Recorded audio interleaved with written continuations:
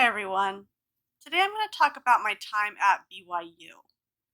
The reason I'm making this video is because a little while ago, Genetically Modified Skeptic released a video about how things were at his evangelical university that he went to before he became an atheist.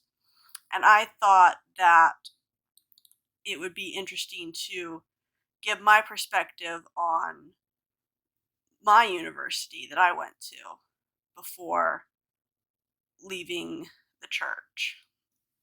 So, to start off with, I want to say that it was really interesting to listen to Genetically Modified Skeptics video because apparently for his school you actually had to sign a statement of faith in Christ in order to even be part of the school. And for BYU, you did not have to be a member of the Mormon church in order to go to the school. But if you didn't go to that church, you had to be going to some other church, I think, and you had to have a religious leader involved in approving your honor code involvement.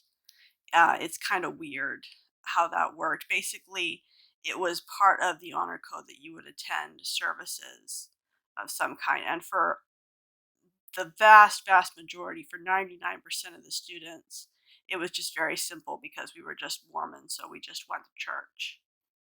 At that time, we were having church 3 hours every Sunday. And then in some of the classes, we prayed, but not in all of them. It kind of depended on whether the teacher wanted to, aside from religion classes, which we were required to attend as part of the program. So, as part of my education at BYU, I attended 2 Book of Mormon classes, I think 2 New Testament classes, 1 Doctrine and Covenants class, and 1 World Religions class. And aside from the World Religions class, which wasn't exactly normal, that was pretty normal for a BYU student. BYU students were required to have at least 12 hours of religion courses, and a normal religion course was 2 hours. So that meant we had to have at least 6 religion courses. And I think 2 of them had to be Book of Mormon courses.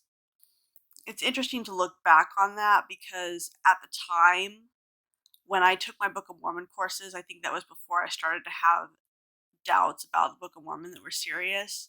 So for me, I was just able to go through and check all the right boxes and say all the right things, and that was pretty easy for me. I did a pretty good job in my religion courses just because at the time I was heavily indoctrinated. Now I think if I were to do it again, it would be very hard for me to get through BYU and to go through the religion courses because I'd have a hard time writing things that would make my professors happy, believing how I believe differently now. But at the time, I was just able to go through and do it. So the way my education at BYU worked with my ongoing faith crisis was that I attended all my required religion credits before my mission, and then around the time that I went on my mission was around the time that my faith crisis started to get more intense. But I went on my mission, did the whole thing, came home, and then after that, I didn't have to do any more religion classes. At that point, I was just going to institute. So that worked out well for me, I guess. But I was still having a faith crisis, the beginning of a very long faith crisis while I was at BYU. And because of that, the end of my time at BYU was stressful because I remember thinking, well, I can't pray to know if the church is true because if I pray to know if the church is true now and I got a no answer, what would I do? They kick out students who leave the church while they're at BYU. So what was I supposed to do? Now I think they've changed that and made it so it's not obvious that a student will be kicked out for leaving the church at BYU, but at the time, that was an obvious thing, and it really worried me. I definitely have mixed feelings about going to BYU because at the time that I went, I was at least believing enough that I was able to get through everything. But now looking back on it, I know that it would have been really hard if I hadn't believed. And so, because of that, I don't recommend BYU to anyone. And the reason for that is that if you believe, then it's going to be fine. But the thing about the age range that most people do their undergrad in is that that's the time when people really tend to start questioning things. And so there are a lot of people, I think, who go into BYU being fully indoctrinated like I was, and then come out of it with very different beliefs than they had going in. And so I wouldn't want to put anyone in that situation where they're at BYU and have a faith crisis. That's not a good position to be in. And so, because of that, I really can't recommend my own university to people, which is really sad. And another reason I can't recommend BYU to people is because of the name of the school, because it's named after Brigham Young, who, if you research into him, was not a very good person. And obviously, the church thinks he was a great person and will never rename the school. But I'm not a fan of Brigham Young. And so it is kind of embarrassing to have my name associated with that.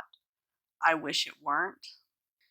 I also have mixed feelings about the scholarship I received from the school because I actually got the school's best scholarship, which was the presidential scholarship. And mine was named for Thomas S. Monson.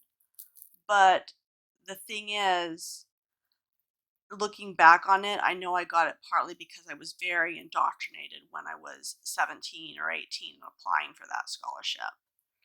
Now, I got it partly because I did well on my ACT and SAT scores too, but I wouldn't have gotten it if I hadn't been very close to the mold that they were looking for when they were looking for students who could meet that scholarship. And one of the things that they were looking for, although they didn't know it and wouldn't have called it that, was indoctrination, I believe.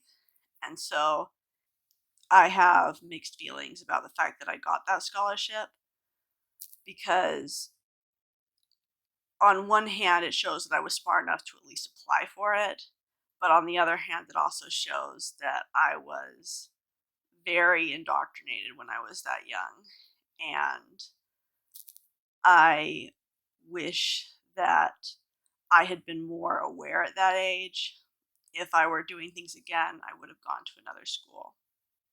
One thing I will say that was good about BYU, though, is that BYU is where I learned about evolution to the point where I became convinced that it actually was real. And that might be surprising to people who haven't gone to BYU or have gone to other religious schools. But I had a BYU teacher, a BYU science teacher, who was very much aware of evolution and shared all the best evidence for it in class. And so I walked away from that class being confident that evolution was true because I thought to myself, well, either it's true or somebody is trying to make it look like it wasn't. God's trying to make it look like it was true when it's not. And that's not the type of God I believed in at the time. So I came away believing in evolution. And that's something that I'm really happy about. And there are other things that I learned at BYU that I think were useful. BYU certainly isn't all religion courses. It's a lot of other courses that I think if people could share knowledge from all the courses of BYU all the time with each other, there are a lot more students at BYU who would have faith crises, which is unfortunate for BYU as an institution, but I think it shows that there's a lot of good learning that goes on at BYU. And I'm glad that I was able to experience that. So those are my thoughts on BYU. as somebody who no longer attends church. Hopefully you enjoyed this video. If you would like to see more, consider subscribing, and thanks for watching. I'll see you next time. Bye.